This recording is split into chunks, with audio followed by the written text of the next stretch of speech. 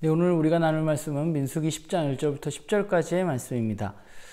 이제 모든 준비가 끝났습니다. 이제 약속의 땅을 향한 이동이 곧 시작될 것입니다. 하나님이 이제 마지막으로 모세에게 나팔을 2개 만들라고 명령하십니다. 수많은 인구가 함께 광야에서 이동하기 위해서는 무언가 신호가 필요했을 것이란 생각을 하게 됩니다. 하나님은 이 신호 체계까지 모세에게 알려주십니다. 오늘 본문을 보면 이 나팔의 쓰임은 일반적으로 회중이 모이거나 또 이동할 때 사용되어집니다. 나팔의 개수나 또는 부는 방법에 따라서 그들이 이동할지 이동하지 않을지, 회막으로 모여야 할지에 대한 신호가 약속되어져 있습니다. 나팔이 울리면 이스라엘 민족은 이동하거나 또 회막으로 모이면 되는 것이죠. 근데 특이한 것은 이 나팔을 누가 부느냐? 바로 제사장들이 불라고 하나님은 명령하십니다. 왜 제사장들이 이 나팔을 불었을까라는 생각을 좀 해봤어요. 제사장이란 어떤 사람들인가? 제사장들은 하나님과 사람들을 이어주는 역할을 하는 사람입니다.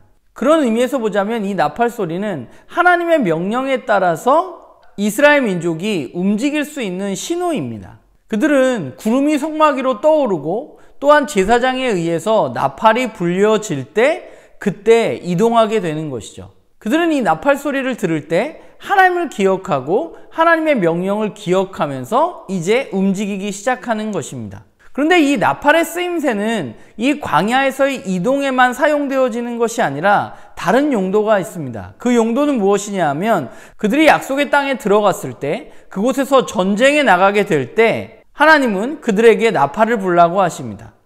또한 그들이 절기를 지킬 때에도 하나님은 이 나팔을 불라고 명령하십니다. 그런데 말씀에서 특이한 것은 전쟁에 나갈 때나 또한 절기를 지킬 때 동일하게 사용되어지고 있는 표현이 하나님이 이스라엘 민족을 기억하시겠다는 것입니다. 기억해서 도와주시고 또한 절기 가운데 그들을 기억하시겠다고 말씀하십니다. 하나님이 이스라엘 민족을 잊으셔서 그 나팔 소리를 듣고 기억하신다는 이야기일까? 분명히 그렇지는 않을 것입니다. 이 나팔은 하나님과 이스라엘 민족을 이어주는 역할을 한다는 생각을 하게 됩니다. 하나님의 명령에 따라서 제작되어진 이 나팔이 하나님의 명령에 따라서 그 용도에 맞게 불어질 때 이스라엘 민족들은 하나님의 말씀을 기억하고 또한 하나님은 이스라엘을 기억하시겠다고 말씀하고 계신 것이죠. 하나님은 인격적인 분이시고 하나님과 사람과의 관계에는 언제나 소통이 필요합니다. 그리고 하나님은 이 나팔을 하나님과 사람들을 이어주는 소통의 도구로 사용하고 계신 것이라는 생각을 사실 오늘 본문을 보면서 하게 되는 것 같습니다. 말씀을 보면서 하나님 굉장히 디테일하시다는 생각을 좀 하게 됐어요. 자신의 백성이 잘 이동할 수 있도록 그 신호체계까지 명령하시는 분이 바로 하나님이십니다. 사실 그 나팔 소리는 이제 이동해라 또는 이제 모여라 라는 그런 신호를 나타냅니다. 그런 의미에서 보자면 이 나팔 소리는 그냥 나팔 소리가 아니라 하나님의 말씀과 같은 것이죠. 이제 이동해 또는 이제 모여 라는 하나님의 말씀과 동일한 것입니다.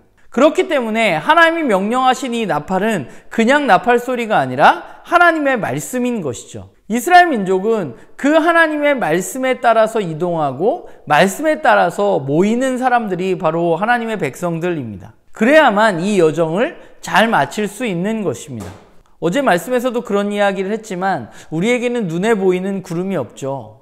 오늘 말씀에 있는 나팔도 우리에게 없습니다. 그러나 우리는 이스라엘 민족들이 나팔 소리를 통해서 하나님의 말씀을 듣고 움직이고 멈추고 모이고 했던 것처럼 오늘 우리에게는 하나님과 소통할 수 있는 시간이 있죠. 말씀을 보는 것, 그리고 하나님과 기도하는 시간입니다. 우리가 하나님의 말씀을 보고 하나님의 말씀을 듣고 또한 기도 시간을 통해서 하나님의 음성에 귀 기울이고 또한 우리의 이야기를 하나님 앞에 아뢰일 때 우리는 이 믿음의 여정을 끝까지 잘 걸어갈 수 있는 것입니다.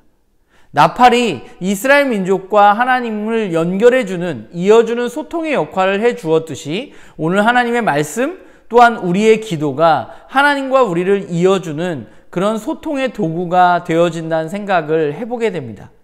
바라기는 끊임없이 우리가 하나님과 인격적인 관계를 맺고 하나님과 소통하면서 우리의 이야기를 하나님 앞에 아뢰고 또한 하나님의 이야기에 귀 기울이는 그런 삶을 매일매일 살아가는 그런 우리 모두가 되기를 간절히 소망합니다.